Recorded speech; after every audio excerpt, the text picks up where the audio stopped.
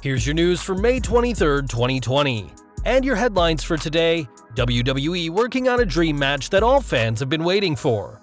Now WWE fires off cease and desist letter to the former Revival. Is WWE planning to rehire released superstars? Vince McMahon is making life difficult backstage. Buff Bagwell reveals the truth behind his bruised face. WWE house shows may never return. We're starting off today with news from Brock Lesnar, as a long-speculated dream match for the Beast is reportedly in the works. According to Sportskedia's Tom Colohue, Lesnar is allegedly set to face Bobby Lashley down the line, which explains why the Almighty has been so dominant as of late, with his only loss post-WrestleMania being via DQ during a gauntlet match. He said, "Lashley has been very open anytime he's asked anything. He returned to the WWE because he wants to take on Brock Lesnar. And the fact is that this was something that he took into contract negotiations with WWE when he made his return. He wanted that to be respected. It's definitely still coming."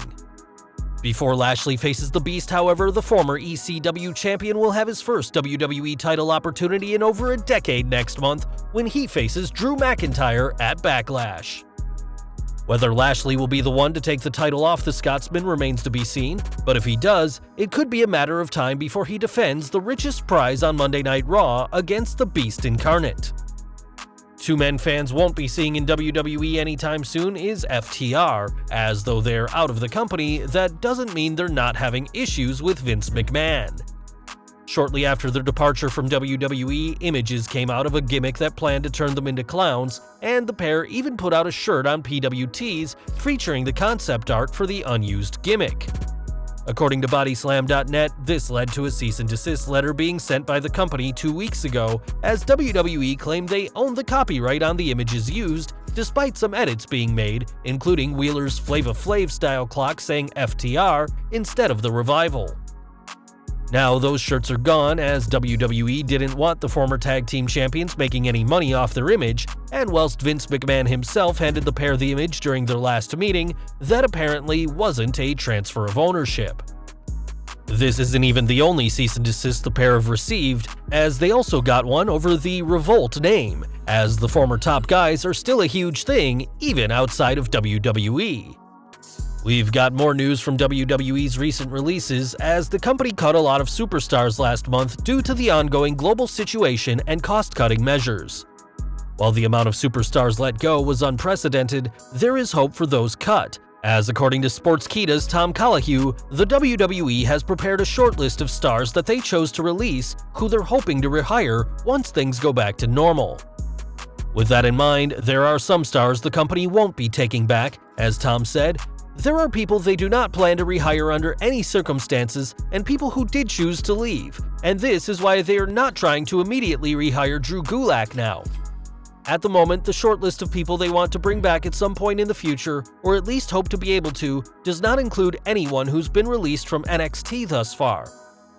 As we all know, we are currently living in unprecedented times, so hopefully many superstars will be able to get their jobs back after the current situation eases off.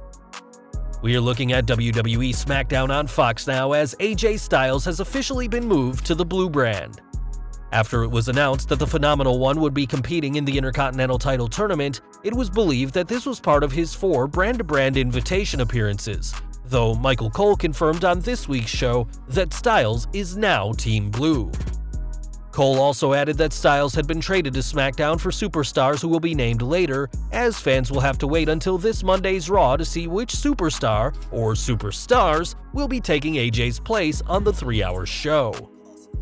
Speaking of the Phenomenal One, Styles certainly made a big impression on his first night back on SmackDown, as he advanced in the Intercontinental title tournament.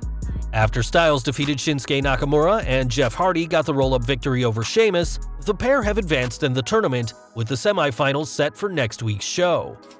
There, Jeff Hardy will face Daniel Bryan as the Yes Man advanced, defeating Drew Gulak, whilst AJ Styles will battle Elias, who qualified for the semis with a win over King Corbin.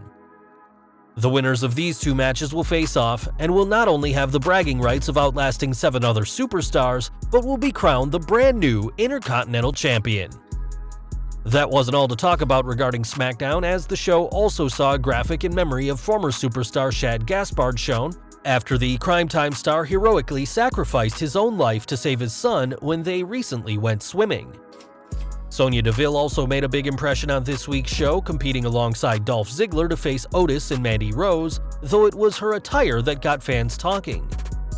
Online, many fans noticed that the former MMA fighter looked very similar to Matt Hardy with her camo pants, though we doubt this was an intentional reference.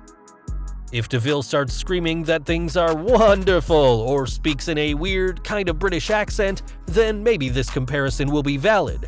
But until then, fans can expect the former Fire and Desire to keep feuding on SmackDown. We're looking ahead to Backlash next, as Universal Champion Braun Strowman will defend his title in a handicap match. On this week's SmackDown, it was announced that both The Miz and John Morrison will challenge for the title after the show kicked off with an edition of the Dirt Sheet that culminated in the Monster Among Men defeating Miz despite Morrison's interference. It'll be interesting to see how Strowman does in this match, as fans will remember him losing the Intercontinental title earlier this year at Elimination Chamber in handicapped rules. Time will tell whether history will repeat itself for Strowman, and the Backlash card is coming together nicely, with a WWE title match between Drew McIntyre and Bobby Lashley and Edge vs. Randy Orton also booked for the show. Now, earlier this week, we covered a worrying cameo video from Buff Bagwell, which showed the former WCW star with a bruised face and saying some very concerning things. It looks like we weren't the only ones to pick up on the video, as in a Facebook Live video, a much healthier-looking Bagwell said that his phone was blowing up because of the cameo video. Bagwell, who had no bruises, explained that the cameo video was due to several factors and admitted that his slurred speech was because he was drunk that night and needed to finish the videos soon. As for the bruises on his face, Bagwell said they were caused by a faceplant to the pavement after he tripped over his dog and showed the not-so-good boy in question to the viewers.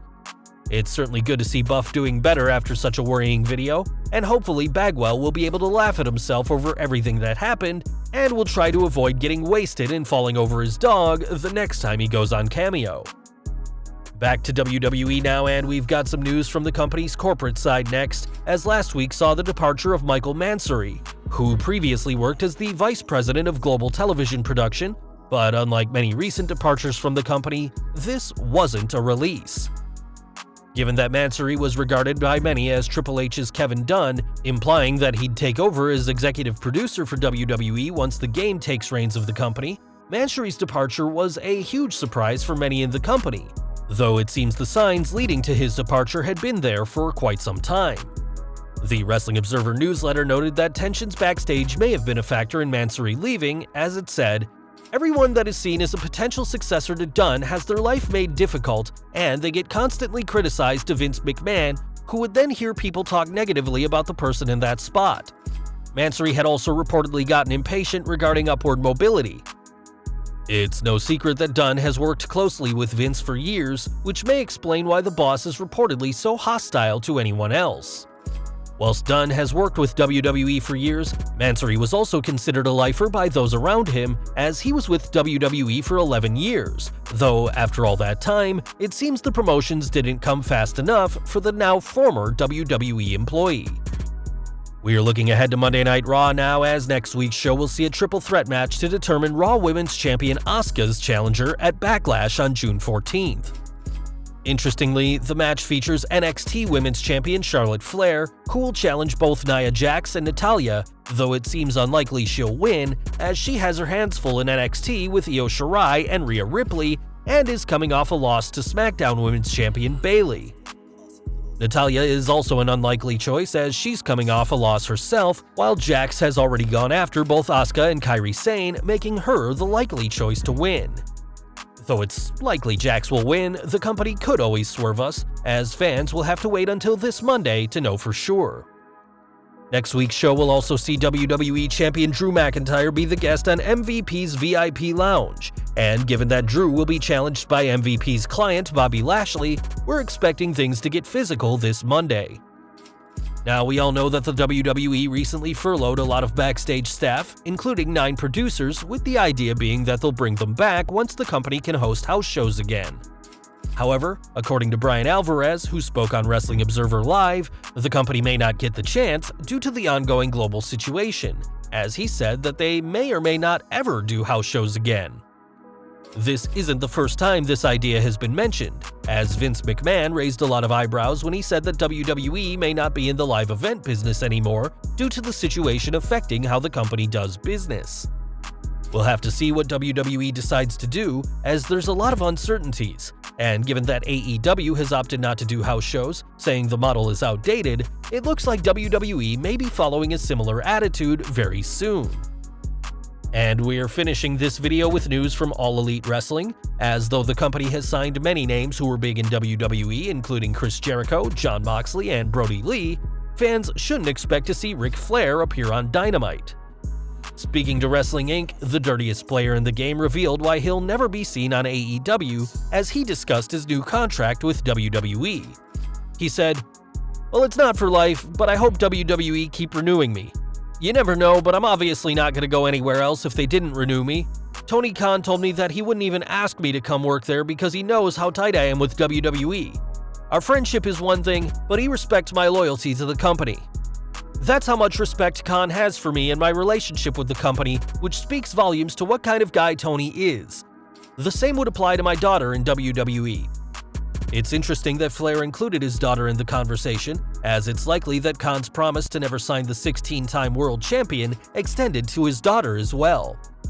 With that in mind, there will be no shortage of stars who are hoping to be picked up by AEW, and while speculation continues that Flair's old WCW rival Sting could be joining the company very soon, fans shouldn't expect to see Flair, styling, or profiling in an AEW ring.